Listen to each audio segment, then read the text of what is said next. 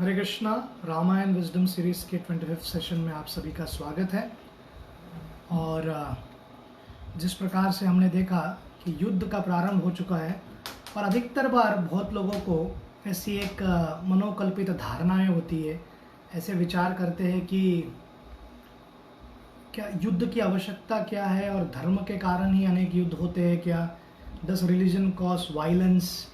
और हम देखते हैं कि जहाँ पर आतंकवादी संगठन है या अन्य फंडामेंटलिज्म हम देखते हैं, कट्टरपंथी लोगों को अनेक जगहों पर अनेक प्रकार से किस प्रकार से हिंसा करते हैं, तो व्यक्ति को कभी ऐसा विचार आ सकता है कि क्या यही सब कुछ है, क्या यही मुख्य अंग है, धर्म के कारण ये सब होता है।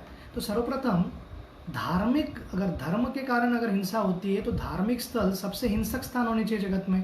पर हमने देखा है कि धार्मिक स्थल वो कोई भी संप्रदाय की क्यों ना हो, वे सबसे शांति प्रिय जगह है और वहाँ पर अधिकतर लोग विजिट करते हैं, जाते हैं ताकि अपने जीवन में शांति प्राप्त कर सके। वो कहीं का भी हो, पाश्चात्य देश का हो या इधर धार्मिक धर्म हो।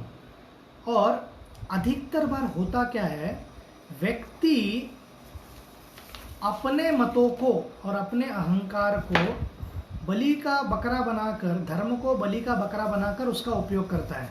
जैसे व्यक्ति अपनी विचारधारा, उसकी विचारधारा कोई होगी धार्मिक विचारधारा, पर उसमें अपना बुद्धि डालकर और खास करके अपना स्वार्थ और खास करके पावर प्राप्त करने का, शक्ति प्राप्त करने का, सिंहासन प्राप्त करने का, और वो प्रयत्न करते हैं कि इस स्तर पर कार्य करे। तो अधिकतर बार क्या होता है, जो सेकुलरिज्म है या धर्मनिरपेक्षता है, वो है कि हर धर्म के व्यक्ति को, हर संप्रदाय के व्यक्ति को स्वतंत्रता है अपने धर्म का पालन करने के लिए, फ्रीडम ऑफ रिलीजन है। पर प्रयत्न क्या करते हैं, धीरे धीरे वो फ्रीडम फ्रॉम रिलीजन हो गया। तो ये लोग प्रयत्न करते हैं कि धर्म या कोई भी इंस्टीट्यूशन है उसको पूर्ण प्रकार से समाज से स्वतंत्र ही कर दे, अर्थात नास्तिक किया जाए।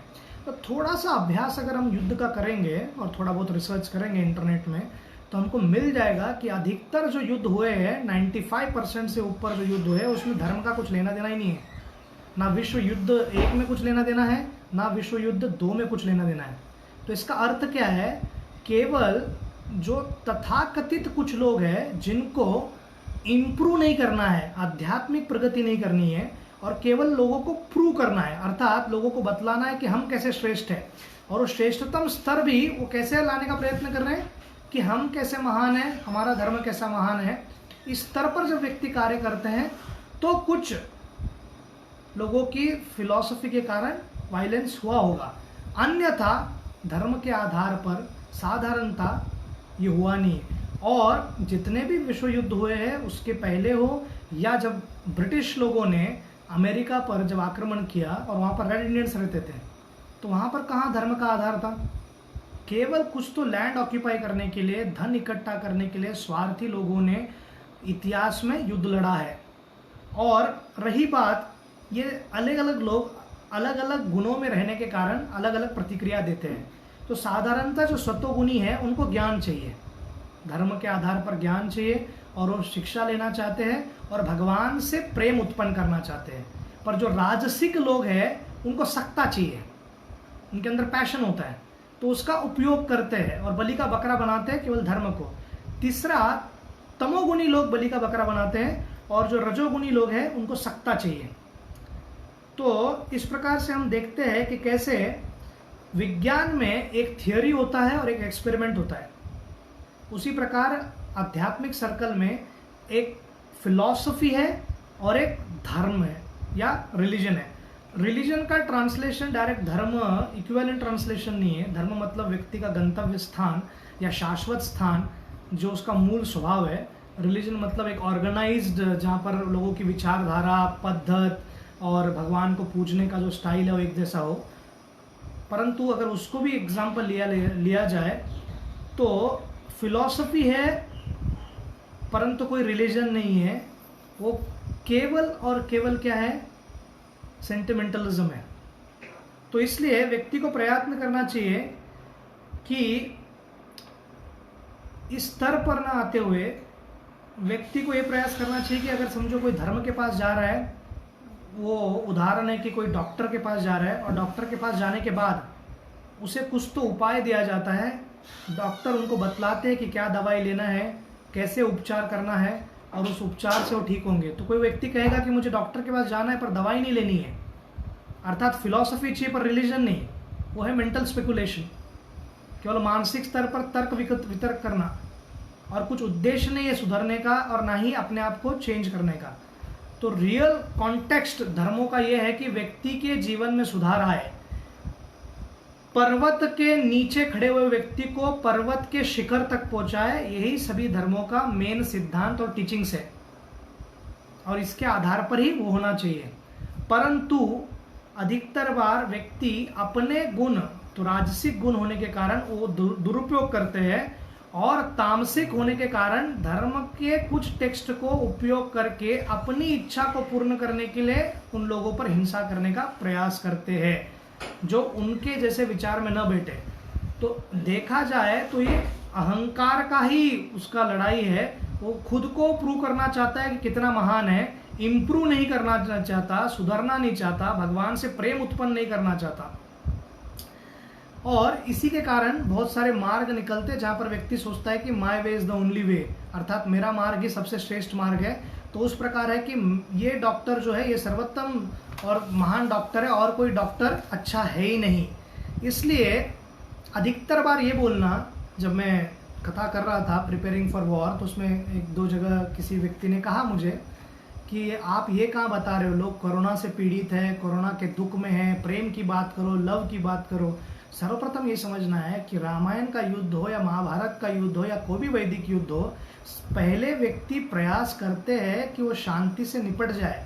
जैसे मैंने कल भी बताया कि कृष्ण भगवान ने बहुत प्रयास किया मानवीय स्तर पर और दैविक स्तर पर कि युद्ध टल जाए, और केवल 5 गांव मांगा पांडवों के लिए, उतना भी दुर्योधन नहीं दे पाए, इसलिए युद्ध लड़ना पड़ा। और युद्ध किसी व्यक्ति के प्राण लेने के लिए या प्रतिशोध की भावना से नहीं किया गया था, धर्म की स्थापना के लिए की गई थी, क्योंकि जो नास्तिक दुर्योधन थे उनको हराकर युधिष्ठिर महाराज को स्थापित करना था ताकि पृथ्वी पर शांति बना रहे और लोग सुहृद रहकर एक दूसरे से प्रेम कर पाए। और रामायण में भी हम देखते हैं कि रामचंद्र के यहाँ से पूर्ण प्रयास किया जाता है कि रावण के साथ युद्ध न हो, और जब किसी की पत्नी को कोई अपहरण करके गया और दुष्ट कार्य किया है, शास्त्रों में वर्णन है कि 3 प्रकार के पापी व्यक्ति, जो मित्र को धोखा दे दे, दूसरे का किसी का संपत्ति चुरा ले, और तीसरा किसी की पत्नी को अगवा कर ले, तो उसे मृत्युदंड निश्चित है। तो हर प्रकार से प्रयत्न करने के बाद भी जब रावण सुधर नहीं रहे थे तो ये फाइनल प्रोटोकॉल था। और हमने थोड़ा अभ्यास करने के बाद पता चला कि अधिकतर युद्ध जितने भी हुए अभी तक, तो 8 से 10 करोड़ लोग मारे गए मॉडर्न कॉन्टेक्स्ट में विश्व युद्ध द्वारा और अन्य चीज़ों द्वारा। तो इतने लोगों की हत्या हो गई है। और जो नास्तिक प्रवृत्ति के कार्ल मार्क्स के फिलॉसफी बताने वाले कम्युनिस्ट है, उनके देशों में, जैसे एक समय पे कुछ देश जैसे कि यूगोस्लाविया, जो अभी पहले एक राष्ट्र हुआ करता था एक ज़माने में, अभी उसके 8-10 राज्य बन गए। बोस्निया है, मॉन्टेगिरो है, कोसोवो है, फिर चेक रिपब्लिक है, फिर स्लोवेनिया है, फिर अन्य इतने सारे, बल्गेरिया है, इतने सारे राज्य बन गए वो क्षेत्र में पूरे यूगोस्लाविया को तोड़कर। सर्बिया है, मेन अभी सर्बिया, जो यूगोस्लाविया था वो भी केवल सर्बिया बच गया, सारा जो जिसका कैपिटल है। तो इतने सारे राष्ट्र क्यों बन गए कि एक दूसरे में अहंकार के कारण युद्ध होता रहा। और ये सोशलिस्ट देश थे, अधिकतर तो सोशलिज्म को मानते थे, कम्युनिज्म को मानते थे, धर्म तो था ही नहीं। रही बात उदाहरण रशिया की, तो रशिया में जब लेनिन थे, इन्होंने कितनी हत्या की है, कम से कम 5 करोड़ लोगों के मारे जाने का डॉक्यूमेंट है। यहाँ पर इतने मरे गए रशिया में। चाइना में कितने मारे इसका संख्या भी नहीं है, और चाइना में आज भी जो होता है उसका कोई भी कहीं पर रिपोर्ट्स नहीं है, दबा दिया जाता है। तो चाइना क्या धार्मिक देश है? चाइना बिल्कुल धार्मिक देश नहीं। वहाँ पर अगर किसी को धर्म का पालन करना है तो एकदम प्राइवेट में करना पड़ता है, और आप ओपन में कर भी नहीं सकते। तो किसी का ये कहना कि शास्त्रों द्वारा और धर्मों द्वारा, ये गीता में जहाँ महाभारत का वर्णन है, युद्ध का वर्णन, और रामायण में केवल युद्ध का वर्णन है, ये राक्षस को मारा, फिर ये राक्षस को मारा, जो आने वाला आज का प्रसंग है उसमें बहुत सारे अभी जो भी आज का प्रवचन है वो केवल अनेक अनेक राक्षस आएंगे और उनका वध है, तो कोई व्यक्ति कहेगा यहाँ पे प्रेम कहाँ पे है? रिलीजन शुड गिव लव, पर धर्म की स्थापना के लिए आपको युद्ध लड़ना पड़ता है। कोई वॉर मॉन्गर नहीं है, किसी को आनंद नहीं आता किसी को ये कहकर, पर आप पर अगर आक्रमण हो और धर्म की स्थापना करना हो, बाजू वाला व्यक्ति रावण की तरह दुष्ट हो और रावण रहेगा तो रावण करोड़ों लोगों की हत्या करेंगे, तो ये ऐसे व्यक्ति को मरने की आवश्यकता है, इसलिए रामचंद्र ने युद्ध छेड़ा है। तो ये समझना बहुत ज़रूरी है कि वैदिक कल्चर पीस लविंग है, बाकी सभी धर्म भी है, पर खास करके वैदिक कल्चर का अगर हम अभ्यास करेंगे तो एक भी समय ऐसा नहीं आता है जहाँ पर हम कोई और देश पर आक्रमण किए हैं या किसी और देश पर कुछ और करने का प्रयत्न किए। एक ही राजा थे जो राजा अशोक थे, जिन्होंने बुद्ध धर्म को ऑफिशियल रिलीजन बनाया था, और वो थोड़े से फंडामेंटलिस्ट थे। इनके अलावा भारतवर्ष में आज तक किसी ने भी नहीं किया है। पारसी लोगों को जब ईरान से कोई और जगह नहीं मिल रहा था पूरे विश्व में जहाँ पर वो शांति से रह पाए, भारत ने उनको पनाह दी थी। प्रॉफिट मोहम्मद का जो फैमिली है, जब वहाँ पर वो ठीक से रह नहीं पा रहे थे अरब देशों में, तो यहाँ पर आकर उन्होंने आश्रय लिया था। बहुत सारे सीरियन क्रिश्चियंस यहाँ पर आकर सेटल हुए थे जब भी क्रूसेड वगैरह जब चल रहा था मध्य एशिया में। तो हमको ये समझना बहुत ज़रूरी है। और ये ऐसे जो प्रोपेगेंडा है लेफ्टिस्ट द्वारा, कम्युनिस्ट लेफ्टिस्ट जो स्कॉलर्स है, हिस्टोरियंस है, जो निरंतर अटैक करते हैं भारतीय सभ्यता, और ये सब उदाहरण देकर कहते हैं कि देखो किस प्रकार से हिंसा का ही प्रचार होता है। तो ये केवल हिंसा का प्रचार नहीं है, उस व्यक्ति को पूरा रामायण पढ़ना चाहिए। केवल युद्ध कांड के क्षेत्र को छोड़कर बाकी सब जगह हिंसा का है, वहाँ पे बहुत सारे लाइफ लेसन्स है कि एक व्यक्ति को कैसे जीना चाहिए, एक राजा कैसे रहता है, एक पति कैसे रहता है, एक भाई को कैसे जीना चाहिए, एक पुत्र का क्या धर्म है, एक मित्र का क्या धर्म है, एक स्त्री का क्या धर्म है, व्यक्ति एम्बिशियस कैसे हो सकता है, व्यक्ति जीत कैसे सकता है, उत्साह कैसे लाए, विश्वास कैसे लाए, हर एक चीज़ को इतने बारीकी से वाल्मीकि ऋषि ने लिखा है। पर अगर आपको केवल फोकस करके पिन पॉइंट करके कुछ जानने का प्रयास करोगे तो निश्चित रूप से आपको जो चाहिए वही दिखेगा। आप ढूंढ ही रहे हो तो आपको वही मिलेगा। तो इस प्रकार से सर्वप्रथम ये तो क्रिस्टल क्लियर है कि इतिहास और फैक्ट्स और फिगर्स के आधार पर पता चलता है कि धर्म कोई कारण नहीं है किसी के युद्ध का। अगर कारण भी है तो धर्म के मेन टीचिंग से कुछ लेना देना नहीं है, वो केवल किसी के ईगोइस्टिक तमोगुण के स्तर पर रहने के कारण है।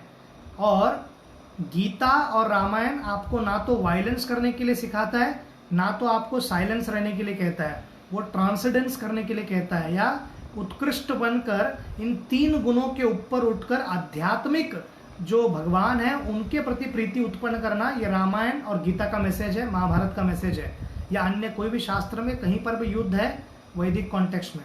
और अगर समझो धर्म के स्तर पर युद्ध भी हुआ है तो अधिकतर बार ये जो भी हुआ है ये अब्राहमिक लोगों का आक्रमण हुआ है।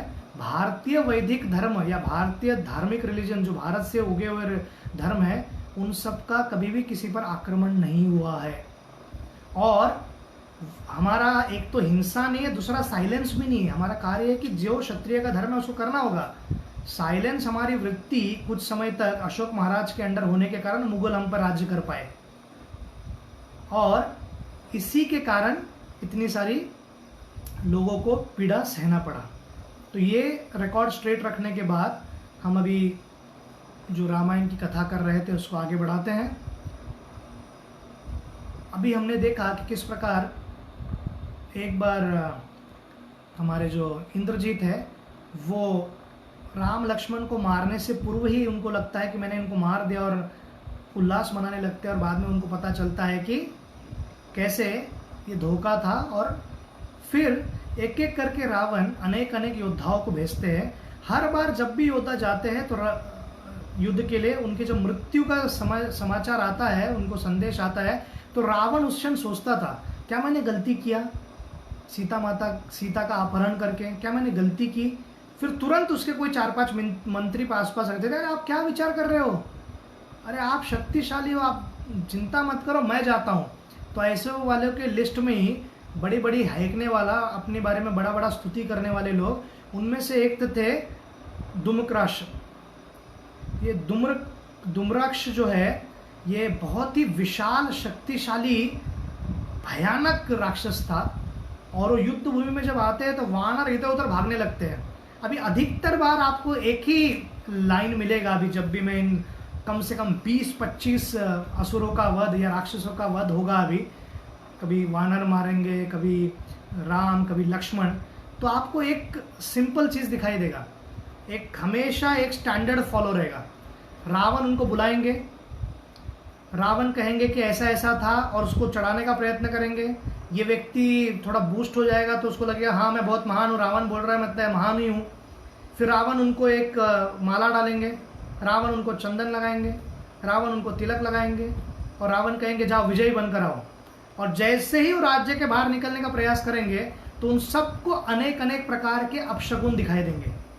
एक प्रकार का अपशगुन होगा कि सियार रोने लगते हैं, फिर गीद जो है उनके रथ पर आकर मांस डाल रहे हैं, घोड़े रोने लग गए हैं, घोड़े आगे जाने का प्रयास नहीं कर रहे हैं, अन्य जितने भी अपशगुन प्रकार के प्राणी हैं वे सब प्राणी आ रहे हैं। इन सभी वस्तुओं को देखने के बाद, अपशगुन को देखने के बाद भी इन व्यक्तियों को लगता था कि शुभ अशुभ तो ये सब कायरों का बात है, मैं बहुत शक्तिशाली हूं। जब व्यक्ति अहंकार के वश में, ईगो के वश में सोचने लगता है कि आई एम बियॉन्ड एवरीथिंग, मैं सबके परे हूं, तब उस व्यक्ति का विनाश निश्चित है।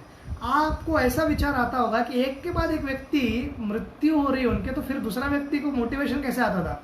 मोटिवेशन उनका था प्रूव करने का कि ये सब मारे गए, मेरे पास गोल्डन अपॉर्चुनिटी है, अगर मैं विजय प्राप्त कर लूँ राम लक्ष्मण पर तो मैं फेमस हो जाऊंगा और रावण के नेत्रों में, रावण के दृष्टि में मैं सबसे बड़ा महान व्यक्ति बन जाऊंगा, शायद सेकंड टू रावण बन जाऊंगा। तो ये जो लालच है इसके कारण आ रहे थे।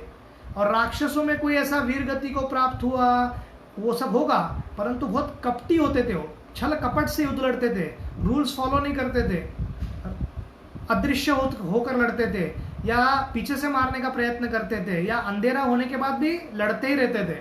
तो ऐसे राक्षसों के साथ रिलीजियस वॉर जो है, वो कोड्स है, उसके अनुसार वो पालन नहीं करते थे धार्मिक युद्ध का। धूम्राक्ष जैसे ही पहुंचे और वानरों पर आक्रमण करने लग गए और राम जी देखते कि इतने सारे वानर या तो भाग जा रहे हैं या लाखों के लाखों लोग मृत होते हुए दिख रहे हैं। तो ये पूरी वानर सेना में अफरा तफरी मच गया और लोग यहाँ वहाँ भाग रहे थे, इधर इधर भाग रहे थे। तब हनुमान जी की ओर देखा और हनुमान जी समझ गए क्या करना है। तो हनुमान जी ने एक बड़ा सा पेड़ को उखाड़ दिया और उन पर आक्रमण किया, पर जो राक्षस है उन्होंने उस पेड़ को अपने बाण से काट दिया। फिर हनुमान जी ने एक बड़ी सी चट्टान उठाई और रथ पर घोड़ों के साथ घोड़ों पर फेंक दिया। तो घोड़ों का देहांत हो गया और रथ से वो नीचे गिर गए। और रथ से नीचे गिरने के बाद हनुमान जी और उनका मुक्केबाजी प्रारंभ हो गया और एक दूसरे को मारते रहे। तो इसका वर्णन बहुत लंबा है और मैंने जैसे कहा कि एक स्टैंडर्ड रहेगा कि जहाँ पर युद्ध लड़ते रहेंगे, तो उसी प्रकार से एक दूसरे को मुक्का मार रहे थे। और हनुमान जी एक ऐसे स्तर पर आ गए कि जब उन्होंने कहा कि मारो जितना मारना है, क्योंकि वो वीर लोगों का ऐसा होता है, तो छाती पर मारने का प्रयास करते हैं राक्षस, तो उनके भाला को लेकर मारते हैं तो भाला टूट जाता है। फिर हनुमान जी कहते हैं अभी बहुत हो गया, तो वो क्या करते हैं, वो एक शिलाखंड उठाते हैं और शिलाखंड उठाकर रख कर उनके सिर पर मार देते हैं। तो वैसे उनके सिर के टुकड़े हो जाते हैं और शरीर के अंग भी टूटकर यहाँ वहाँ गिर जाते हैं और वो मृत्यु उनको हो जाता है और रक्त पूरे जमीन पर रक्त फैल जाता है। ये जो समाचार है रावण को मिलता है, रावण हर बार कहता था हाँ ये क्या हो गया। ऐसा ही कुछ धृतराष्ट्र को निरंतर महाभारत के युद्ध से, संजय के मुख से अपने पुत्र के मृत्यु का समाचार या अन्य लोगों के हारने का समाचार मिलता था। तो विचार कीजिए, ये इतना आसान नहीं है खुद को मोटिवेट करना कि व्यक्ति मर गए फिर भी प्रयास करना। तो जरासंध इसमें बहुत ही सुप्रीम थे। जरासंध एक अलग ही मोटिवेशन लेवल के स्तर के व्यक्ति थे और इतना सकारात्मक विचार करते थे, राक्षस होकर भी। वो बिहार में राज्य करते थे, मगध में। तो जरासंध 16 बार हार गए, 16-17 बार कृष्ण से, फिर भी सेना उतनी ही वापस लेके आते थे। जितना स्ट्रेंथ का मरता था उतने ही स्ट्रेंथ का, समझो 1 लाख सैनिक मर गए, नेक्स्ट टाइम कम से कम 1 लाख वापस ले आएंगे। तो मैं सोचता था हमेशा कि जरासंध का क्या ऐसा बात करते होंगे बाकी लोगों को कि वापस आते थे, क्योंकि उन्होंने सुना था कि इसका तो प्राण छोड़ दिया जरासंध का, क्षमा कर दिया कृष्ण ने, बलराम जी ने, और 1 लाख लोग मारे गए, फिर ये लोग वापस आते कैसे थे। तो जरासंध का स्पीच का पावर बहुत ज़बरदस्त था। ये वाक कला जो होती है ना, ये लोगों को कन्विंस कर सकती है कुछ भी करने में। और इसका उदाहरण है हिटलर। एडोल्फ हिटलर ने जर्मन के सभी लोगों को कन्विंस कर दिया था जो क्रिश्चियंस थे कि हमारे विश्व युद्ध एक में हारने का एकमात्र कारण है ये यहूदी लोग। और ये यहूदी लोग कमज़ोर लोग हैं, इनको कोई, और इनकी जो जाति है और इनका जो नस्ल है ये हमको दुख देगा। ऐसी नस्ल को पूर्ण रूप से खत्म करना ही हमारा उद्देश्य है। और उन्होंने कॉन्सेंट्रेशन कैंप प्रारंभ किया और उसमें बहुत सारे यहूदी लोगों को मारा उन्होंने। तो ये कहाँ से आता है और लोग क्यों इंप्रेस हुए उससे? तो शॉर्ट हार्टेड था पर उसकी बोलने की कला बहुत ज़बरदस्त थी। तो स्पीच को आप अलग अलग तरीके से उपयोग कर सकते हो। मंत्रा के पास भी वाक कला था और वाल्मीकि ऋषि उसका वर्णन करते हैं कि शी वॉज स्पेशलिस्ट स्पीच में। और हनुमान जी को भी वाक कला के लिए स्पेशलिस्ट है। पर एक कंस्ट्रक्टिव कार्य करते हैं हनुमान जी और मंथरा डिस्ट्रक्टिव मेंटालिटी की है। और मंथरा इसका उपयोग करके क्या करती है, जिनके प्रति प्रेम होना चाहिए, जिनका राज्याभिषेक होना चाहिए, उन व्यक्ति को राम लक्ष्मण सीता को वनवास के लिए भेज दिया जाता है। जो माता अपने पुत्र से ज्यादा प्रेम राम को करती थी वो दूषित हो जाती है उनके स्पीच से। तो सदैव याद रखना, भले कोई व्यक्ति अट्रैक्टिव बोलता रहे पर जरूरी नहीं कि ही स्पीकिंग ट्रूथ। और इस जगत में बहुत सारे पावरफुल लोग हैं, साइंटिस्ट है, वैज्ञानिक है, अलग अलग फील्ड के लोग हैं, उन सबको हमारा सम्मान है। परंतु वे जब बोलते हैं तो समझना नहीं कि ये सब जो बोल रहे हैं 100% परफेक्ट है और इसका कोई हमको अभ्यास करने की आवश्यकता नहीं है या जांच करने की आवश्यकता नहीं है। जो वज्रदंतस्त्र नाम के राक्षस खड़े होते हैं और रावण को कहते हैं, आप विलाप मत कीजिए राजन, आप चिंता मत कीजिए, आप ये मत सोचिए कि ये व्यक्ति का मृत्यु हो गया तो हम कुछ नहीं करेंगे, आप मुझे आशीर्वाद दो, अभी मैं जाता हूँ। और वो अपनी विशाल सेना को लेकर फिर जाते हैं। रावण चिंतित ये हो रहे थे कि चारों बाजू से आक्रमण हो गया था और चारों दरवाजे पर आक्रमण था। तो इस प्रकार से सैनिक मर रहे थे कि कुछ ही दिन में सब समाप्त हो जाएगा। तो कोई तो योद्धाओं को यहाँ पे नॉकआउट करना होगा, हम देर तक लड़ नहीं पाएंगे। राम लक्ष्मण को मारना और तुरंत थोड़े दिनों में 7-8 दिन के अंदर मारना ही हमारे लिए मार्ग है, ऐसा समझ गए थे रावण। तो जब वज्रदंतस्त्र आते हैं और वो अपने शक्तियों से बाणों से वानरों को मारना प्रारंभ कर देते हैं और वानर डर के मारे यहाँ वहाँ भागना प्रारंभ करते हैं। अंगद ये देखकर उनके सामने आते हैं, वाली के पुत्र अंगद, और बहुत शक्तिशाली थे। और अंगद फिर अलग अलग चट्टानों को उठा उठाकर उनको मारने का प्रयास करते हैं। किसी प्रकार से बाणों से वो मारते हैं और उसको चूर करते हैं सब चट्टानों को। फिर अंगद रथ को तोड़ देते हैं और रथ से नीचे गिरने के बाद ये जो राक्षस है वज्रदंतस्त्र, इनके बीच, दोनों के बीच कुश्ती या मल्ल युद्ध चालू हो जाता है और एक दूसरे को पीट पीट कर मारना प्रारंभ कर देते हैं। एक दूसरे को मारते मारते वो इतने थक जाते हैं कि घुटनों के बल दोनों गिर जाते हैं और दोनों एक दूसरे को देखकर सांस ले रहे थे और दोनों एक दूसरे को सराहना भी कर रहे थे। देखो, राक्षस कुल के हो सकते हैं, पर जब इक्वल फाइट मिलता है ना, क्षत्रिय लोगों को क्या चाहिए? फाइट। अगर आप बॉक्सर्स को पूछोगे, खास करके professional heavyweight, whether it is Muhammad Ali या लेनेक्स थे या कोई अन्य व्यक्ति था, उनको रक्त वक्त या दांत टूट गया या नाक का हड्डी टूट गया या सर में लग गया या खून आ रहा है, इसमें कुछ लेना देना नहीं था। उनका प्लेजर इसमें था फाइट चाहिए, फाइट। तो उनके ब्लड में हो। ऑफकोर्स ये कोई क्षत्रिय जैसे नहीं थे बॉक्सर्स कि कोई धर्म के लिए लड़ रहे थे, परंतु ये दोनों पार्टी जब लड़ रहे थे अप्रिशिएट भी करते थे एक दूसरे को। तो इन्होंने, राक्षस ने अप्रिशिएट किया, अंगद आपके पिता के बारे में बहुत सुना था, पर आपके पिता से भी आप भयंकर हो, इतने शक्तिशाली मुक्के मैंने आज तक नहीं खाए। तो जब बात कर रहे थे, उठ नहीं पा रहे थे राक्षस, अंगद पहले उठते हैं और उनके सिर को पकड़कर उनका ही तलवार निकालकर उनके सिर को धड़ से अलग कर देते हैं और इस प्रकार इस राक्षस का मृत्यु हो जाता है। अब एक अकंपन करके सेनापति थे और आपको पता होगा अकंपन जो है रिश्तेदार है रावण का, और अकंपन ने रावण को विचार विमर्श कर परामर्श दिया था, राम के पीछे मत लगो रावण, और ये सब आइडिया सब छोड़ दो। अकंपन मतलब जो कांपता नहीं है, मतलब डरता नहीं है। पर राम ने जब खर और दूषण को मारा था तो ये कांप कर लंका आया था और इन्होंने पहली बार सीता के बारे में पहला न्यूज़ या पहला इन्फॉर्मेशन किसी व्यक्ति ने पहुंचाया था, वो था अकंपन, शूर्पणखा से भी पहले। और अकम्पन ने गाइड किया था रावण को कि ये न करे। तो वही अकम्पन अभी सामने खड़ा है, और जिस अकम्पन ने कहा था कि मत लड़ो, उसी अकम्पन को अभी बोलना पड़ रहा है रावण को कि लड़ो। तो अकम्पन मन में सोचता होगा ना, खुद मूर्ख के कारण, काम वासना के कारण कामयुक्त होकर इतना सब करने गया, अभी मुझे ढकेल रहा है युद्ध में। ठीक है जो है, पर बहुत लोग ऐसा भी विचार करते हैं, देखो मृत्यु तो आनी ही है, और राक्षस होने के बाद भी उनको पता था कि अगर युद्ध भूमि में अगर हम मर जाए तो भी स्वर्ग मिलेगा। तो इसलिए क्षत्रिय लड़ते थे, डरते नहीं थे, कायर नहीं होते थे, पीठ दिखा के भागते नहीं थे। तो जितना भी मॉडर्न वॉरफेयर है, ये ट्रेंच में खड्डा कर कर, मैं समझता हूँ कि ये युद्ध स्ट्रैटेजीज है और वो सभी योद्धा लोग भी बहुत शूरवीर है, परंतु साधारण स्तर पर कोई व्यक्ति सोया हुआ है और ऊपर से हम एयरप्लेन से बॉम्ब डालना वगैरह, ये मुझे नहीं लगता कोई युद्ध या कोई योद्धा या किसी की वीरता को बतलाता है। जब कोई राक्षस हो या आतंकवादी हो, उनको इस प्रकार से मार रहा है तो ठीक है, पर दो देशों के बीच तो मुझे लगता है सामने खड़ा होकर लड़ना ही अपने बल का प्रदर्शन है। तो फिर अकम्पन आते हैं और अकम्पन बहुत प्रकार से प्रयत्न करते हैं कि पहले अंगद पर प्रहार करते हैं, अंगद को प्रहार करके मूर्छित करके अंगद गिरकर साइड में हो जाते हैं। फिर उसके बाद महेंद्र पर प्रयत्न करते हैं, महेंद्र भी हार जाता है, फिर द्विविद हार जाते हैं। फिर उसके बाद अन्य जो भी वानर थे वो प्रयास करते हैं और देखते हैं कि लाखों वानरों की हत्या हो रही है। तो हनुमान जी खुद टूट पड़ते हैं और हनुमान जी और उनका कई देर तक युद्ध चलता है और हनुमान जी विचार करते हैं कि अभी बस करते हैं और एक शिलाखंड को उठाकर उनके सिर पर मारते हैं। व्यक्ति के सिर से रक्त आने लगता है और वो खून की उल्टी करते हैं, फिर उठते हैं। फिर हनुमान जी उनके छाती पर इतना मुक्कों का प्रहार करते हैं कि उनका प्राण निकल जाता है।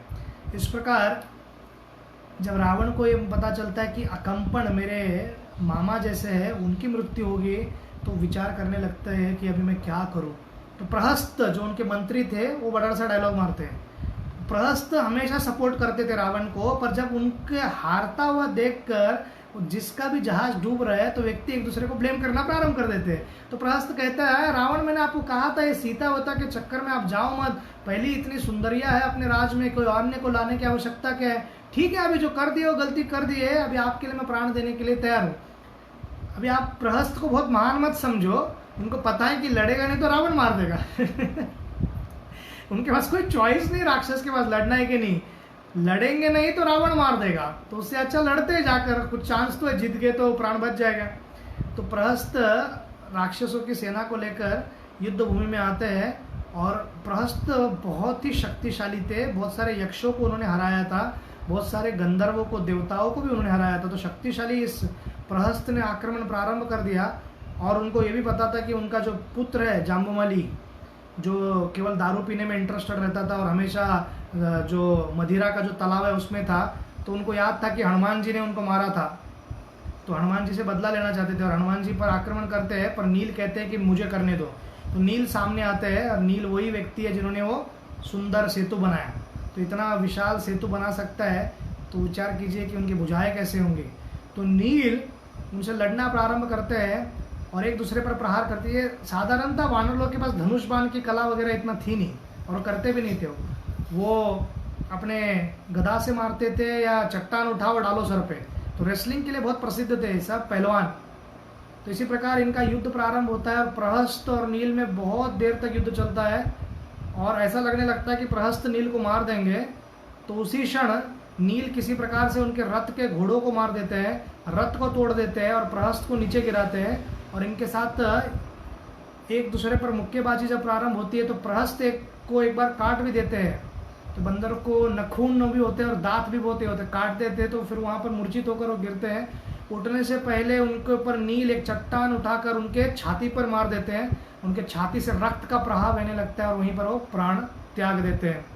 तो रावण को जब पता चलता है कि मंत्री भी मर गया तो रावण एकदम उत्तेजित हो जाता है और खुद चले जाते हैं युद्धभूमि में। रावण को आते देख वानर सेना में भय का वातावरण आ जाता है और रावण जाने से पूर्व मंदोदरी उनसे मिलती है और कहती है कि अभी भी मेरे स्वामी, अभी भी समय है, आप मान जाइए, इसको टाल दीजिए। तो उनकी बात को सुनती नहीं और कहती है कि अभी बहुत देर हो गया है और अभी मैं अपमान सहन भी नहीं कर सकता कि इतने इतने मेरे योद्धाओं की हत्या हो रही है। तो रावण जी जाते हैं। रावण जब युद्ध भूमि में आते हैं तो सर्वप्रथम हनुमान उनके बीच आ जाते हैं, क्योंकि हनुमान विचार करते हैं कि यही मेरी माता सीता को अपहरण किया था, तो मैं इनको मारने का प्रयास करता हूँ। तो हनुमान और रावण में बहुत देर तक युद्ध चलता रहता है, पर कुछ रिजल्ट नहीं आता है। और फिर रावण आगे जाते हैं, फिर लक्ष्मण के साथ कई देर तक धनुष बाण से युद्ध होता है, और अनेक अनेक प्रकार के अस्त्र जैसे कि वरुणास्त्र, रुद्रास्त्र एक दूसरे पर छोड़ने का प्रयास करते हैं, और फिर इसका भी कोई रिजल्ट नहीं आता है, और राम के सामने रावण जाते हैं। तो पहली बार अपने शत्रु को फेस कर रहे हैं, फेस टू फेस प्रथम बार देख रहे हैं, इन्होंने कभी देखा नहीं एक दूसरे को। तो एकदम ये ऐसा इवेंट था कि सब देवता लोग ऊपर सब आ गए, फिर गंधर्व लोग खड़े हो गए, ऋषिगण आ गए, फिर भूतगण आ गए, फिर ऋषि मुनि जो धरती पे थे वो देख रहे थे अपने दिव्य दृष्टि से ध्यान लगाकर, क्योंकि ये लाइफ टाइम इवेंट था, ना भूतो ना भविष्य थी। ऐसा मैच, ऐसा युद्ध, ऐसे दो योद्धा एक दूसरे के सामने, एक दुष्ट रावण जिसको देवताओं को अच्छी तरह पता था उनका क्या स्किल सेट है और कितने पराक्रमी है, और सामने प्रभु रामचंद्र। तो जो ट्रीट रहेगा, बाकी जो लड़ रहे हैं उनके लिए तो पेनफुल है, लोग मर रहे हैं, और जो देख रहे हैं उनके लिए एक ट्रीट था। तो वो जब युद्ध प्रारंभ हो गया तो एक दूसरे पर अनेक अनेक पहले तो एक दूसरे पर बोलने लग गए, और रावण ने विभीषण को भी बहुत खरी खोटी कही, बोले तुम घर के लंका भेदी हो और मूर्ख की तरह इनकी सेवा कर रहे हो, अपने राज्य को तोड़ने का प्रयत्न कर रहे हो, अपने भाई के विरोध में कार्य कर रहे हो। तो विभीषण उनको बताते हैं लंकेश को कि किस प्रकार से तुमने पाप कृत्य किया, किसी और की पत्नी को अपहरण करते हो और मुझे धर्म के बारे में सिखलाते हो, खुद धर्म का पालन नहीं करते और किसी और को उपदेश देते हो। पहले जो बेसिक धर्म है वो फॉलो करो। और जो रही बात, धर्मशास्त्रों में वर्णन है कि अगर समझो राजा अपने नीति का पालन नहीं कर रहा है तो उसके आप छोड़ सकते हो उसे, और ब्राह्मणों के हाथ में और मंत्रीगणों के हाथ में पूरी शक्ति है कि उस राजन को मार भी सकते हैं। और श्रीमद् भागवतम में वर्णन है कि राजा वेन थे और वेन बहुत ही क्रूर था, रावण जैसे ही था, तो ब्राह्मणों ने मिलकर उनकी हत्या कर दी, मंत्रियों ने मिलकर, और उनके पैर से, मृत शरीर से चर्निंग करने के बाद, मंथन करने के बाद अर्ची यानी लक्ष्मी और पृथु महाराज ये प्रकट हुए, और पृथु महाराज ने फिर धर्म की स्थापना की। और पृथु महाराज ने पृथ्वी से अन्य प्रकार के जितने भी औषधि पेड़ है, जितने भी खाद्य पेड़ है, जितने भी धन या जो भी सामग्री हमको धरती में खोद कर मिलता है, नेचुरल ओर्स, वो सब पृथु महाराज ने एस्टेब्लिश किया था। तो हमको पता चलता है कि किस प्रकार से फिर विभीषण उनको बतलाते हैं कि रावण को कि आप धर्म की बात न करें तो ही ठीक है। तो फिर राम और रावण में बहुत देर तक युद्ध लगता है।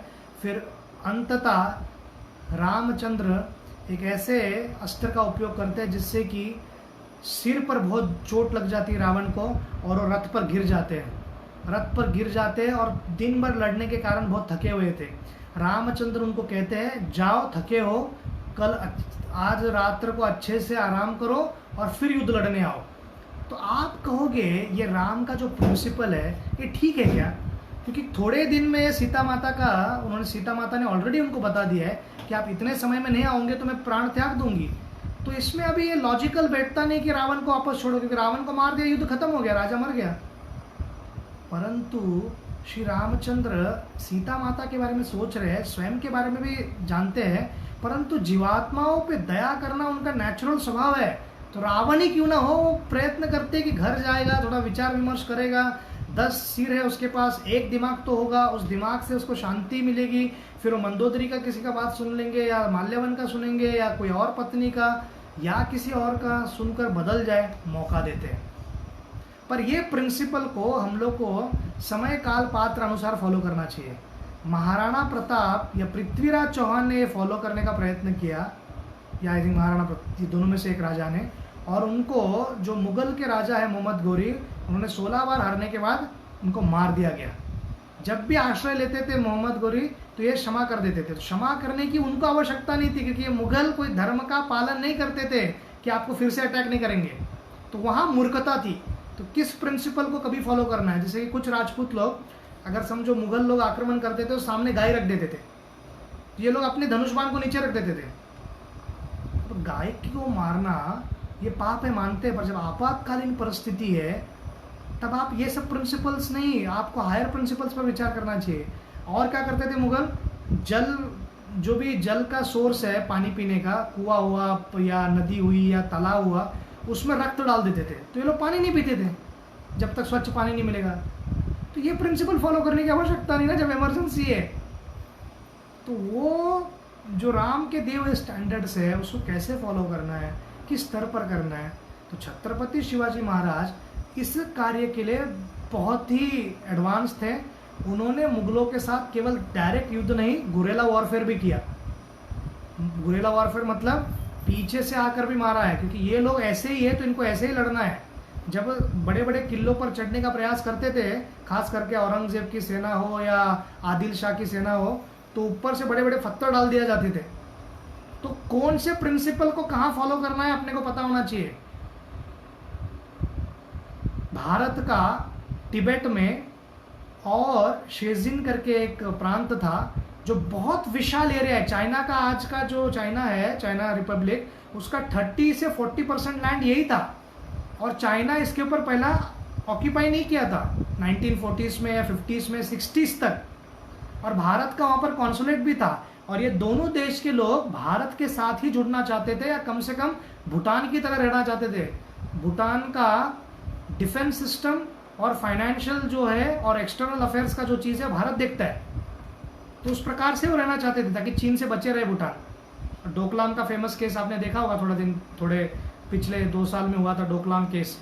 तो इससे क्या पता चलता है, हमारे देश के जो तब के पंतप्रधान थे वो विचार करने लग गए कि ऐसे ज़मीन को क्या करना है लेकर जिसपे एक घास भी नहीं उगता है। अब कोई धरती पर घास उगे ना उगे, हमारी मातृभूमि है, हमारा स्तर है, हमारा ज़मीन है, कोई कैसे खो सकता है। तो उनके मूर्खता के कारण, या कह सकते हैं कि आपका नॉन सीरियसनेस के कारण, वो हमने खो दिया, हमारे हाथ से खो दिया। और वो तिब्बत के शरणार्थी सब दलाई लामा के लोग यहाँ पर आकर धर्मशाला हिमाचल में रहते हैं। हमारा क्षेत्र हो सकता था, कुछ उत्तराखंड का पार्ट गया, अक्साई चीन जो लद्दाख का 30 to 35% एरिया चला गया। और हम क्या करते रह गए, हम कहते रहे हिंदी चीनी भाई भाई, हिंदी चीनी भाई भाई, इसके आगे कुछ नहीं किया। तो उन्होंने हिंदी चीनी भाई भाई जब हमारा रेजोल्यूशन हुआ था उसके बाद ही युद्ध करके सब एरिया ले लिया। तो व्यक्ति को पता होना चाहिए हम किस तरह, किस काल में जी रहे हैं और कैसे लड़ने की आवश्यकता है। तो श्री रामचंद्र ने रावण को घायल कर कर वापस भेज दिया, दया दे दिया। तो रावण को आपको कैसा लगता, कैसा फीलिंग लगता होगा? रावण को बहुत बुरा लगा। अब तो कम से कम रावण को ये समझना चाहिए था कि चाहे तो मेरा प्राण ले सकता था, अभी रोक सकता हूँ, सीता को देता हूँ। नहीं, अभी इसका इशू सीता तक नहीं था, अभी मान प्रतिष्ठा पे चला गया, ईगो लेवल पे गया। मर गया तो चलेगा पर झुकूंगा नहीं। तो ये उसकी वृत्ति हो गई थी रावण की, और किसी भी प्रकार से वो अभी राइट रास्ते पर आएगा ऐसा दूर दूर तक दिख नहीं रहा था। रावण कहता है कि अभी सब प्रकार के लोग मारे गए, अभी एक ही तरीका है, कुंभकर्ण को जगाओ। और कुंभकर्ण जस्ट अभी जगकर उनको उपदेश भी दिया था, मूर्ख कहीं के रावण क्यों किया, तो 6 महीने के बाद उठते हो, पर अभी सोकर केवल 9 दिन हुआ था, तो इनको उठाना मतलब मुश्किल है। और एक बड़ा सा विशाल गुफा था जो 100 योजन लंबा था धरती के नीचे, और वहाँ जाकर एक विशाल राक्षस सोता था। और गुफे का जो एंट्री पॉइंट है, उनके नाक से जो हवा निकलती थी, breathing in and out, exhale जब करते थे, तो ये जो भी सैनिक उस गुफे के अंदर जाने का प्रयास करते थे, उनके एक्सेलेशन के कारण या सांस बाहर छोड़ने के कारण सब उड़ के 2-3 किलोमीटर दूर जाके गिरते थे। तो इतना विशाल ये राक्षस था। तो लोग कैसे तो एक दूसरे का हाथ पकड़ के, राक्षस थे, थोड़ा मेहनत करके रस्सी बांध के अंदर पहुंच गए। अंदर पहुंचने के बाद भी जैसे ही उनके पास जाते थे फिर दूर जाके गिरते थे, फिर अंदर सांस लेते तो अंदर पास आते थे। तो ऐसा इनका सर्कस चालू ही था। बहुत मेहनत करके उन्होंने कुछ तो स्ट्रेटेजाइज किया, और फिर एक ऐसे समझो जितना भी वेट मार्केट है दुनिया का, वेट मार्केट मतलब जहाँ पर मटन काटा जाता है, चाइना का अक्का वेट मार्केट पूरा इनके सामने रख दिया। किनके सामने? कुंभकर्ण के सामने। तो वेट मार्केट कौन लोग खाते हैं, कैसे खाते हैं, इससे आपको समझ गया होगा। तो इस पूरे मांस को उनके सामने रख दिया। केवल मांस ने, उसको लिक्विड में जूस क्या लगता था? रेड जूस मतलब रक्त। तो रक्त रख दिया। फिर बहुत सारे जिंदा प्राणी भी रख दिए, अगर उनको समझो ताज़ा खाना है तो सब भैंसे, बकरी, ये सब खड़ा कर दिया लाइन से, खाओ। और कुछ साधुओं को भी उठाकर लाए थे, इतने नालायक ये लोग थे। और फिर उन्होंने अन्य प्रकार के अन्न वगैरह सब कुछ ला के रख दिया, फिर भी ये सूंघ कर भी उठ नहीं रहा था। तो इन्होंने फिर कान में जाकर बड़े बड़े भाला, बड़े बड़े चीज़ों से टोकना प्रारंभ किया। फिर उन्होंने अनेक अनेक तलवारों से उनको कुछ करने का प्रयत्न किया। फिर उसके बाद उनके पेट पर हाथी वगैरह चढ़ाए, फिर और हाथी को बढ़ा दिया, 60 हाथी चढ़ा दिए। फिर 60 हाथी चढ़ाने के बाद और बहुत बैंड बाजा सब बजाने के बाद फिर जाकर कुंभकर्ण को कुछ ऐसा लगा, कौन है, तो ऐसा करके उठ गए वो, मतलब थोड़ा अंगड़ाई लेते हैं ना सुबह, और उठते वो देखते कि खाना सामने, खाना नहीं रखेंगे सामने तो जो मिलेगा उसको खा लेगा, वो भूख लगता है उसको अचानक। और फिर हाइबरनेट मोड से उठता है और उठकर खाना प्रारंभ करता है, और बहुत लेके जाते हैं खाने को, और खिलाते और खिलाते। रावण को पता चलता है कि वो उठ गया है, तो रावण कहता है और लेकर जाओ और लेकर जाओ। तो संतुष्ट होने के बाद, और बहुत मदिरा भी पीते हैं, बड़े बड़े ड्रम भर भर के मदिरा, और पीने के बाद जब बाहर आता है बोलता है रावण ने इस समय पर क्यों उठाया। फिर रावण को जाकर पूछते हैं तो रावण कहता है कि देखो ऐसे ऐसे हो गया है। तो कुंभकर्ण सोचते हैं इस मूर्ख को समझाया था, उसने मेरी बात तो मानी नहीं। तो पर फिर भी कुंभकर्ण उनको कहते हैं कि आप चिंतित मत हो, जो भी दुष्कर्म आपने किया है वो हो गया, भूतकाल है, पर आपको ज़्यादा चिंता करने की आवश्यकता नहीं। अभी मैं जाकर राम लक्ष्मण को मारकर इधर लेकर आता हूँ। तो कुंभकर्ण जैसे ही लंका से निकलते हैं युद्ध करने के लिए, सभी वानरों को पता चलता है कि कुछ तो आ रहा है, झेलने लगता है धरती। और राक्षस एकदम जोश में थे, उनको पता था कि अपना सेकंड बेस्ट है, इंद्र भी हरा नहीं सकते थे और एक बार यम को भी टफ दिया था इन्होंने। तो ये व्यक्ति जो है अभी किसी के हाथ में नहीं आने वाला है। तो जैसे बाहर आते हैं, पाँव रखते ही बहुत एक कदम रखते थे 4-5 हजार वानर मर गए। इतना विशाल, मतलब पंडाल का जो कार्यक्रम रहता है ना जिसमें बैठते हैं लोग 4-5 हजार का सत्संग, उतना उसका केवल फीट रहता था। तो अगर उठा के खाना प्रारंभ कर दे तो समझो क्या होगा, ऐसा भयानक है राक्षस। तो कुंभकर्ण एक एक करके सब वानरों को मारना प्रारंभ कर देते हैं। हनुमान जी प्रयास करते हैं, सुग्रीव जी प्रयास करते हैं, नल नील लंगत सब प्रयास करके थक जाते हैं, कुछ नहीं हो रहा था। फाइनली लक्ष्मण के साथ युद्ध होता है, लक्ष्मण भी मार नहीं पाते। फिर राम जी का और कुंभकर्ण का युद्ध प्रारंभ होता है। इसके पहले सुग्रीव को हराकर, सुग्रीव प्रयत्न करते कि उसको मार सके, सुग्रीव को हराकर उठाकर ले जा रहे थे।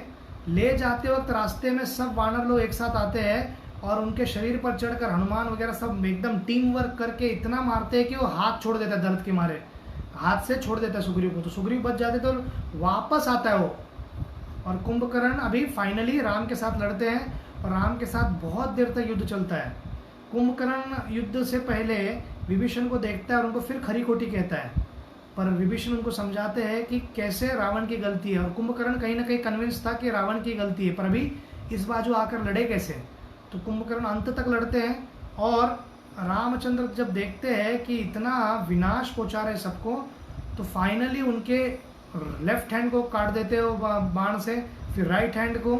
फिर भी वो राक्षस आगे बढ़ रहा था, मतलब राम और लक्ष्मण को उठाकर खाने के लिए, तो उनके दोनों पाँवों को काट देते हैं। फिर भी शरीर का ऐसा मुंह आगे कर करके आने का प्रयत्न कर रहा था, और राक्षस इतना करने के बाद भी रामचंद्र सोचते हैं कि यार कैसा राक्षस है, खाने के लिए इतना पागल है, हाथ गया पाँव गया फिर भी खाना नहीं छोड़ रहा हो। तो ब्रह्मास्त्र छोड़ते हैं और उनके सिर कट जाती है, और सिर जाकर लंका के मुख्य द्वार पर गिरता है, और धड़ जो है वो जाकर समुद्र में गिर जाता है। तो समुद्र में जैसे गिरता है तो बड़े बड़े वेल जो है मछलियाँ वो दब के मर जाती है, इतना वेट, और पानी आसमान में इतना ऊपर तक जाता है कि गंधर्व देखते हैं कि वाह, और ये ऊपर से सब देवी देवता नाचने लगते हैं। इंद्र कहता है 50% हो गया अपना काम, 50% काम हो गया, ये राक्षस मर गया, बहुत भयानकता है। तो कुंभकर्ण की मृत्यु की जब खबर वहाँ पर पहुँचती है राज्य में, तो बहुत दुख का वातावरण था। कुंभकर्ण मारा गया, और रावण पहली बार कहता है मैंने गलती किया, सीता को नहीं करना चाहिए था ऐसा, मेरे से अपराध हो गया। और जैसे ऐसे सोच रहे थे तो उनके 4 पुत्र खड़े हो जाते हैं, और 4 पुत्र कौन है, त्रिशीर, देवांतक, निरांतक और अतिकाय। और जो अतिकाय है वो कुंभकर्ण का ही डुप्लीकेट था, बहुत शक्तिशाली, बहुत विशाल। तो अंगद के हाथों नरांतक का वध हो जाता है, हम इसको डिटेल में नहीं जाते हैं, और फिर हनुमान के हाथों देवांतक का वध हो जाता है। फिर नल द्वारा जो उनके साथ मंत्री आए थे महोदर, उनका वध होता है, और हनुमान त्रिशीर जो 3 सिरों के राक्षस थे और वो बहुत जगह वानरों को मारते हैं। हनुमान जी तलवार लेकर एक सिर को पकड़कर, पहले एक सिर, दूसरा सिर, तीसरा सिर, क्योंकि एक कटता दूसरा आता था, तो तीनों सिर एक एक करके काट के फेंक दिया उन्होंने और इनकी वध कर दी। फिर नल ने महोदर का वध किया, फिर हनुमान ने त्रिशीर का वध किया, फिर ऋषभ करके एक वानर थे, उन्होंने महापर्श्व जो मंत्री है उनका वध किया, फिर लक्ष्मण ने अतिकाय का वध कर दिया। और ये देखने के बाद अपने भाइयों को सिर राज्य में आते हुए देखने के बाद उनका शरीर जब आता है लंका में, मेघनाथ इंद्रजीत बहुत क्रोधित हो जाते हैं और मेघनाथ इंद्रजीत अपनी सेना को लेकर आक्रमण करते हैं और अपने पिता को भी कहते हैं, पिता आपको दुख बनाने की जरूरत नहीं है। रावण कहते हैं, आप एकमात्र आशा हो पुत्र, और आप विजय कर कर आप इंद्र को जीते हैं। रावण की आशा अभी तक गई नहीं, मरने तक आशा नहीं जाता है। तो फिर जब मेघनाथ जी आते हैं, इतने भीष्म युद्ध करते हैं ना, रावण ने ऐसा लड़ा था ना कुंभकर्ण ने। जितने भी प्रमुख वानर है, राइट फ्रॉम हनुमान जी हो या सब लोग हो, सबको घायल करके एक कोने में डाल देता है। बाकी जितने भी वानर है उनको मार देता है और फिर अदृश्य होकर ब्रह्मास्त्र छोड़ता है, और जिसके कारण राम और लक्ष्मण मूर्छित होकर गिर जाते हैं और सब लोग सोचने लगते हैं कि अभी क्या होगा। तो ये बहुत लोगों को लगने लगता है कि राम का प्राण चला गया, और इंद्रजीत भी वापस गलती करता है और यही सोचकर चला जाता है। और युद्ध में यहाँ वहाँ सब गिरे हुए लोग थे, तो विभीषण केवल मात्र रह गए थे, और इसमें भी विभीषण और उनका चर्चा होता है, परंतु विभीषण पर आक्रमण नहीं करते और विभीषण भी उनकी ओर देखते नहीं है। तो विभीषण जामवन के पास पहुंचते हैं और घायल थे बहुत, देखते सब जगह रक्त है। तो ये फर्स्ट इंस्टेंस है जहां पर वानर लोगों को ऐसा फीलिंग आ सकता है कि हम हार गए बहुत बुरी तरह, ये दिन हारे थे वो। तो वानर जो जामवन के पास जाते विभीषण, तो जामवन उनको पहला प्रश्न पूछते हैं, हनुमान जी है क्या? जामवन कहते हैं कि आपने ये नहीं पूछा राम है क्या, लक्ष्मण जी है जीवित है क्या, या सुग्रीव जी जीवित है क्या, या कोई अन्य कोई जीवित है, आपने डायरेक्ट हनुमान को क्यों कहा? क्योंकि उन्होंने बताया कि हनुमान इतने शक्तिशाली है, वे सभी लोगों को जीवित कर सकते हैं, क्योंकि वो जो पराक्रम कर सकते कोई और नहीं कर सकते। तो विभीषण ने सोचा क्या पराक्रम? बोले इन सब को ठीक करने के लिए जब समुद्र मंथन हो रहा था, तो समुद्र मंथन के समय अमृत जब इन पर्वतों पर, हिमालय पर्वतों पर गिरा, तो उस पर्वतों पे बहुत सारे जड़ी बूटी आई, औषधि आई, जिसके कारण बहुत सारे रोगों को ठीक किया जा सकता है। तो हनुमान जी के पास जाते हैं जामवन जी, और जामवन कहते हैं आपकी जो सेवा है बहुत ही महत्वपूर्ण सेवा है, आपने बहुत सारी सेवा की हनुमान अंजनीय पुत्र, अभी जो सेवा है ये सर्वोत्तम है और सर्वोच्च है, कृपा करके इसको ध्यानपूर्वक करना, पहले सुनना। अभी हनुमान जी को भी सब ज्ञान था, अभी ये जो सब बताने वाले जामवन हनुमान को नहीं पता ऐसा नहीं है। तो कथा में जब हम बैठते हरि कथा में, समझो ध्रुव महाराज की कथा है, तो ध्रुव महाराज की कथा इस्कॉन में हर वक्त को मालूम है, तो बैठते हमको ये नहीं बोलना है अभी मेरे को मालूम है, सुरुचि है, सुनीति है, सुरुचि ना उनको ये करेगी, फिर सुनीति उनको गाइडेंस करेगी, फिर ध्रुव को नारद मुनि मिलेंगे, ऐसा पता है मेरे को, सुनने का क्या जरूरत है, ऐसा नहीं है।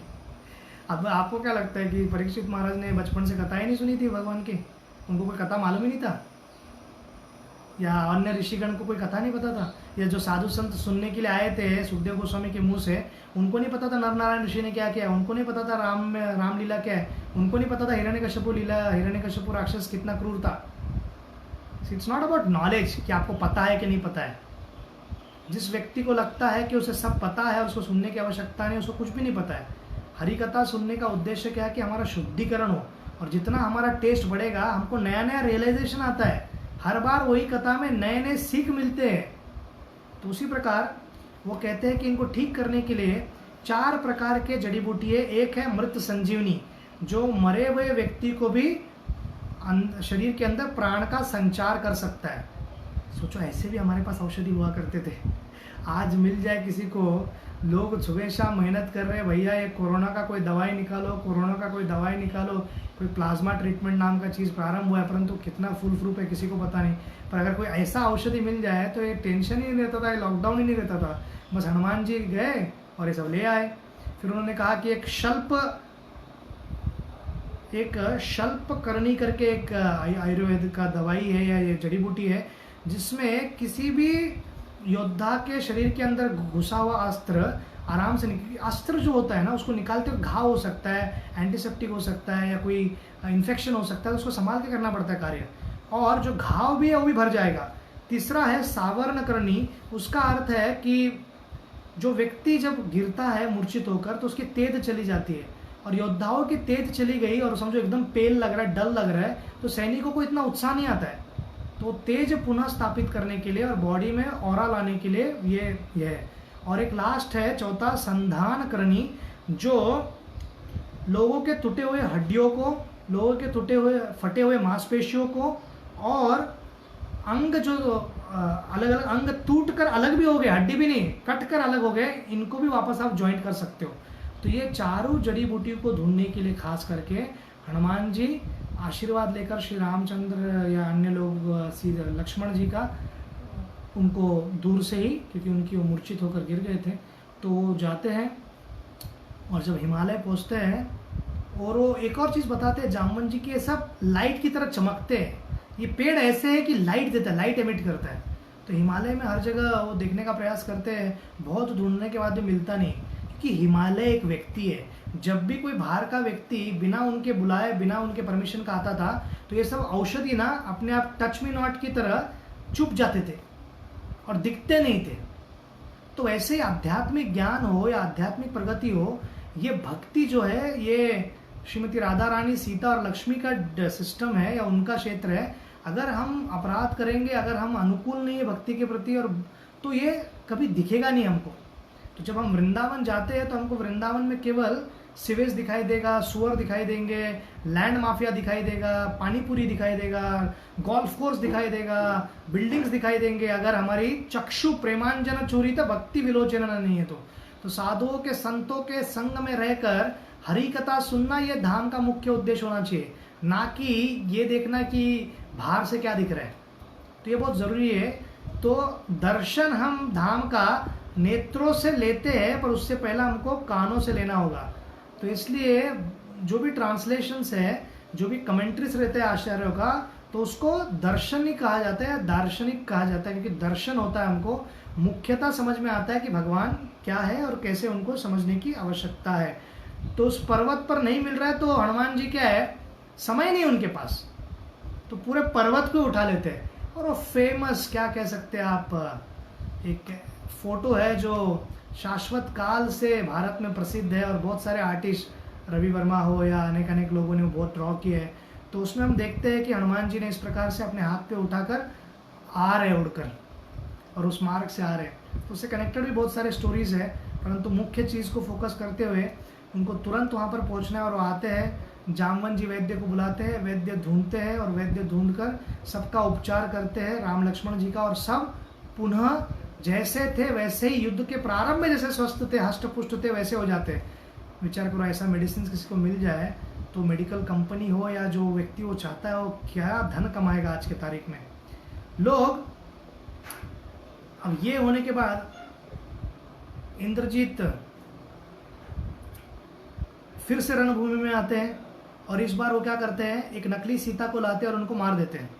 और ये देखकर राम और लक्ष्मण मूर्छित हो जाते हैं। लक्ष्मण तो खड़े हो जाते हैं, पर राम को होश आ ही नहीं रहा था। फिर उसके बाद विभीषण उनके पास आते हैं और कहते हैं ऐसा हो ही नहीं सकता है, सीता माता को, ये मायावी सीता थी, आप धैर्य धरिए, धैर्य रखिए। और इसके कारण अभी राम फिर खड़े हो जाते हैं, और राम उत्साह के साथ लड़ने के लिए फिर तैयार है। और फिर विभीषण कहते हैं कि देखो, ये एक देवी का, निकुंबली नाम की एक देवी है, राक्षसों की देवी है, इनका यज्ञ कर रहे हैं, और ये यज्ञ अगर संपन्न हो गया तो ये बहुत शक्तिशाली होगा, और शक्तिशाली होने के बाद इसको मार नहीं पाओगे आप, तो कृपा करके जहाँ पर यज्ञ चल रहा है वहाँ पर हमको जाना चाहिए। तो वानरों को लेकर लक्ष्मण भगवान श्री रामचंद्र के आशीर्वाद को लेकर उस दिशा में जाते हैं विभीषण के साथ। और विभीषण कहते हैं कि अभी वो यज्ञ कर रहा है, हम युद्ध प्रारंभ करते हैं। युद्ध प्रारंभ होने के कारण सैनिकों की सहायता के लिए बाहर आएगा ही, क्योंकि उत्तेजित व्यक्ति है, मन पर नियंत्रण नहीं है। तो जैसे ही बाहर आएंगे तो फिर जब रिटर्न जाने का प्रयत्न करेंगे तो इस बरगद के पेड़ के यहाँ से जाएंगे यज्ञ के लिए। तो आप ये बरगद के पेड़ पर खड़े रहिए, और यहाँ पर जब लक्ष्मण मेघनाद आएंगे तो आप उनको छोड़ना नहीं बिल्कुल। तो डिस्टर्ब होकर जब इंद्रजीत बाहर आते हैं और फिर वानरों पर प्रहार करना प्रारंभ कर देते हैं, और हनुमान जी उनके अनेक अनेक प्रकार के जितने बाकी लोग हैं उनके योद्धा है उनको मारना प्रारंभ कर देते हैं। और जब इंद्रजीत देखते हैं कि बरगद के पेड़ के नीचे खड़े हैं लक्ष्मण और उनके पास में है विभीषण, तो उनको कहते हैं चाचा आपको थोड़ी भी शर्म बची नहीं है, अपने भाई के विरोध में आप ये कार्य कर रहे हो।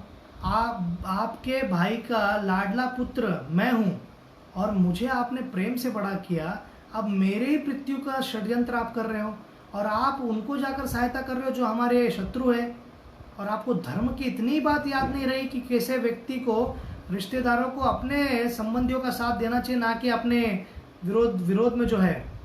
तो ये कहने के बाद फिर वो विभीषण जी कहते हैं आप धर्म की बात करो ही मत, किस किस प्रकार से दुष्ट कार्य आपने किया है, किस प्रकार से देवताओं को आपने पीड़ा दी है और किस प्रकार से साधु संतों को आपने इतना अत्याचार किया है, तो आपको धर्म को बोलने का कोई अधिकार ही नहीं है। और रही बात आपके पिताजी की और मेरे भाई की, उनके अत्याचार के बारे में और उनके पाप कृत्य के बारे में तो मैं सभा में आपको कितनी बार बता चुका हूँ, ना वहाँ आप समझ पाए ना अभी समझ पाओगे।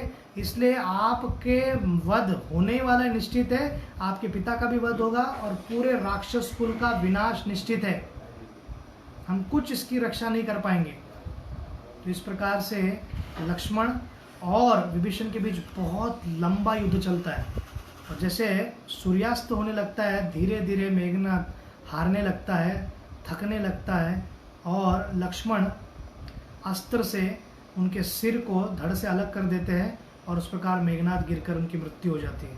तो इंद्रजीत बहुत ही शक्तिशाली थे, उनको हराना बहुत कठिन था, फिर भी किसी प्रकार लक्ष्मण ने यहाँ पर शौर्य, और लक्ष्मण का पूरा शरीर भी रक्त से रंजित हो गया था, जहाँ देखो 1 सेंटीमीटर छोड़ा नहीं था इंद्रजीत ने, मतलब वो भी जबरदस्त होता था, परंतु लक्ष्मण लड़ते रहे। इम्पोर्टेंट क्या है, जीता कौन, और लक्ष्मण ने विजय प्राप्त की इन पर। तो लक्ष्मण को उठाकर सब वानर ने उनकी जय जयकार की और ऐसे करते हुए वो फिर से रणभूमि में आ गए। और यहाँ पर जब रावण को पता चलता है कि मेघनाथ का भी वध हो गया, तो उनको लगता है कि मेरे पुत्र गए, मेरे सब लोगों का अंत हो गया, मेरा भाई का मृत्यु हो गया, अब कोई नहीं बचा है, ये सीता को मैं मार देता हूँ। तलवार लेकर उनको मारने के लिए जाते हैं, तब सुपर्श्व नामक एक मंत्री उनको रुकाते हैं और कहते हैं कि इनका वध मत करो, इनका वध करके क्या फ़ायदा है आपको, क्योंकि आप पूर्ण शक्तिमान हो और आप प्रयास कीजिए, आप राम को हरा सकते हो। और इतना प्रोत्साहन देने के बाद और सीता को छोड़ देने के बाद रावण पूर्ण रूप से फिर अपने शक्ति को नियोजित करते हैं और कहते हैं कि मैं युद्ध लड़ूंगा। आज हमने देखा कि किस प्रकार से अनेक अनेक योद्धा निरंतर उनको सिग्नल मिल रहा है, एक है वीरता और एक है मूर्खता। जब आपको क्लियर कट सिग्नल मिल रहा है और गलती हमारे बाजू में है, पाप हमने किया है, तो कम से कम एक व्यक्ति में तो धाड़स होना चाहिए था, हिम्मत होना चाहिए था कि जाकर बता पाए रावण को। समस्या लंका में क्या थी, रावण क्या सोचेंगे अगर मैं उनको सच बोलूं, इसलिए मंत्री लोग केवल चापलूसी करते थे, चाटुकरिता करते थे, केवल मैनिपुलेशन करते थे, केवल फ्लैटरिंग करते थे, और ये करने के कारण रावण भी खुश रहता था और इनको लगता था हम भी है। सत्य अगर किसी ने बोला था तो वो विभीषण थे, पर उनको ही देश से निकाल दिया। तो बहुत लोगों को सत्य सुनना नहीं रहता है, अधिकतर लोगों को पैलेटेबल ही सुनना है, खुद के बारे में सुनना है, खुद के महानता के बारे में सुनना है। हिटलर ने पूरे यूरोप को ऑक्यूपाई किया था, उनके कुछ जनरल्स ने कहा रशिया को भूल जाओ, बाकी सब अपने पास है, रशिया में भी ठंड चल रही है, वहां पर जाएंगे तो हम जीत नहीं पाएंगे, और उस विशाल देश है सोवियत यूनियन, प्रयास मत करो। हिटलर ने कहा कुछ नहीं होता ऐसा, और वो उनका वाटरलू बन गया, जैसे नेपोलियो का बन गया वैसे इनका भी वाटरलू बन गया, और ये हार गए, पूर्ण रूप से परास्त हो गए। और इतना व्यक्ति जो दुनिया को दिखाता था बहुत शक्तिशाली है, धरती के नीचे बंकर में बंदूक लेकर अपने आप को गोली चला दी, आत्महत्या कर लिया। सद्दाम हुसैन अपने आप को बहुत क्रूर समझता था, महान समझता था, और इराक जिसमें अधिकतर जनसंख्या शिया मुस्लिम है, ये सुन्नी होने के बाद भी उन पर क्रूरता से राज्य करता था। और कुवैत में हुआ या ईरान देश पे हुआ, दोनों के बीच इतने युद्ध हुए, इतने युद्ध। तो युद्ध का कारण कोई धर्म नहीं, युद्ध का कारण केवल ये है कि तेल पर, धन पर कौन करेगा, ये पूरा क्षेत्र तेल के लिए। और अमेरिका का किधर भी युद्ध हो किसी भी क्षेत्र पर, तो अधिकतर बार हम देखते हैं कि इनका कारण और इनका उद्देश्य एकमात्र है, धन कैसे इकट्ठा करे। तो धर्म कभी आधार नहीं हो सकता है, परंतु जब धर्म को इंटरप्रेट करके खुद के ईगो के लिए, एंजॉयमेंट के लिए कार्य करे और दूसरों को बताए कि आप तुच्छ है और हमारा my way is the highest, और ऐसा ही कुछ कार्य किया था। मैं एक आर्टिकल पढ़ रहा था जहाँ पर जो हमारी पुण्य भूमि थी, जो परशुराम की भूमि है, गोमंतक गोवा, वहाँ पर ये पोर्चुगीज लोगों ने इतना अत्याचार किया कि बहुत सारे ब्राह्मणों को दक्षिण की ओर आकर रहना पड़ा वहाँ से। खास करके ब्राह्मणों को अटैक करते थे। क्यों? क्योंकि इन्होंने पूजा पाठ यज्ञ बंद कर दिया तो बाकी लोग क्या फॉलो करेंगे, इन्होंने शास्त्र का सिखाना बंद कर दिया तो बाकी लोग क्या फॉलो करेंगे। तो मेजर जितने कन्वर्जन्स वहाँ पर हुए वो फोर्सफुल कन्वर्जन्स हुए, इतने मंदिरों को तोड़ा गया। तो जितने भी इन्वेडर भारत में है, whether it is Mughal, whether it is British, whether it is Portuguese, ये फ्रेंच हुए, इन्होंने केवल और केवल लूटपाट किए और ये सब कार्य किया है। तो इस वास्तविक इतिहास को जानने की आवश्यकता है, ना कि लिबरल लोगों द्वारा, तथाकथित लिबरल द्वारा, लेफ्टिस्ट द्वारा जो इतिहास को निर्माण किया गया है और बताने का ऐसा प्रयास करते हैं कि जैसे यहाँ पर पूरे केवल सपेरों लोग रहते थे, यहाँ पर जंगली भूत पिशाच को मानने वाले लोग, जिनको कुछ ढंग नहीं थी, सभ्यता नहीं थी, सिविलाइजेशन नहीं था, ये महान लोग यहाँ पर आए और सिविलाइजेशन कर रहे। जब इन लोगों को कुछ दुनिया के बारे में ज्ञान भी नहीं था, तो यहाँ पर हम बहुत प्रकार के शिल्पकार, नालंदा का विश्वविद्यालय हो या अन्य विश्वविद्यालय, पाटलिपुत्र हो, ये सब जगहों में सभ्यता इतनी बड़ी थी। और इस प्रकार से हमको कभी भी इन तर्कों वितर्कों को सुनने के बाद इन्फीरियर फील करने की आवश्यकता नहीं है। भारतीय सभ्यता, भारतीय संस्कृति, वैदिक सनातन धर्म की संस्कृति, भगवान के प्रति भक्ति, ये सर्वोत्तम है, सर्वोच्च है। और जो वैदिक ग्रंथों में दिया गया ज्ञान है वो सर्वोच्च है। सर्वोच्च इसलिए नहीं क्योंकि हम फॉलो करते हैं, क्योंकि उसका डेप्थ इतना है। बाकी जगहों पर आप भगवान शक्तिशाली है, ये है, वो है, वैसे बताएंगे, पर कौन है पता नहीं चलेगा। पर श्रीमद् भागवतम को पढ़ते हमको पता चलता है कि वो श्याम वर्ण के व्यक्ति है, सुंदर है, उनको गाय पसंद है, वो अनेक के मनोहर लीला करते हैं, वो अपने, तो उनकी पूरी पर्सनालिटी पता चलती है। तो प्रेम करना आसान होता है। एक लाइट को कैसे प्रेम करेंगे हम, पर एक व्यक्ति को हम निश्चित रूप से प्रेम कर सकते हैं। इसलिए वैदिक जो शास्त्र है उसका अर्थ केवल मात्र एक है कि 3 गुणों के अंडर रहकर व्यक्ति जब अलग अलग प्रकार का कार्य करते हैं, उन गुणों से व्यक्ति को उठाकर आध्यात्मिक स्तर पर रखना और उससे भगवान की प्राप्ति करना, यही रामायण और अन्य ग्रंथों का मुख्य संदेश है। और खास करके रामायण का मुख्य संदेश ये है जो विभीषण को देते हैं रामचंद्र, कि कोई भी व्यक्ति एक बार प्रेम से कह दे कि मैं आपका शरण लेना चाहता हूँ, तो रामचंद्र पूर्ण रूप से उसको समर्पित भावना से उसको शरण देंगे और आजीवन उसकी देखभाल, आध्यात्मिक हो या कोई भी स्तर पर हो, करने का प्रयास करेंगे। तो ऐसे गंभीर परिस्थिति में जब हम रावण जैसे कोरोना वायरस से लड़ने का प्रयास कर रहे हैं, तो व्यक्ति को राम का आश्रय लेना चाहिए। जैसे वानरों ने, विभीषण ने, हनुमान जी ने, सुग्रीव ने राम का आश्रय लिया, तो हमको भगवान के नाम का आश्रय, राम के कथा का आश्रय और भगवान के प्रसाद का आश्रय लेकर हमको प्रयत्न करना है कि हम इससे उठ पाए। क्योंकि समस्याओं पे चिंतन करने से समस्या नहीं जाता है, समस्याओं के ऊपर उठकर अगर भगवान का हम चिंतन करें, आज ये समस्या, कल कोई और चिंता और कोई समस्या आएगी। ये पूरे युद्ध करते वक्त या सीता माता जब लंका में थी तो वो सोचते नहीं रह गई, डिप्रेशन में नहीं गई कि मेरे का लॉकडाउन कर दिया इधर लंका में, पहला लॉकडाउन किया उधर जनस्थान में लक्ष्मण ने, और ये दूसरा लॉकडाउन यहाँ पर, यहाँ से निकल नहीं सकते, यहीं पर अशोक वाटिका में रख दिया मुझको। वो राम का चिंतन करते रहे। जो भी परिस्थिति हो, लॉकडाउन हो या हम खुले में रहे, कहीं पर भी रहे, सुख का मार्ग एक ही है शाश्वत। वो क्या है? शृणतः स्वकथा कृष्ण पुण्य श्रवण कीर्तन हृदयंतस्तो ही अभद्राणी विदुनोति सुरसताम सवय पुंसा परो धर्मो यतो भक्तिर अधोक्षजे अहितुकी अप्रतिहता ये आत्मा सुप्रसिद्ध थी। तो आनंद प्राप्त करने का एकमात्र मार्ग है कि राम के कथा में और राम के नाम में हमें सदा सदैव चिंतन को रखना चाहिए। और जब हम राम का चिंतन करेंगे तो हमारे जीवन में आराम जो हम चाहते हैं इस सब समस्याओं से निश्चित रूप से आएगा। आप सबका धन्यवाद। श्री रामचंद्र भगवान की जय, श्रील प्रभुपाद की जय। हरे कृष्णा।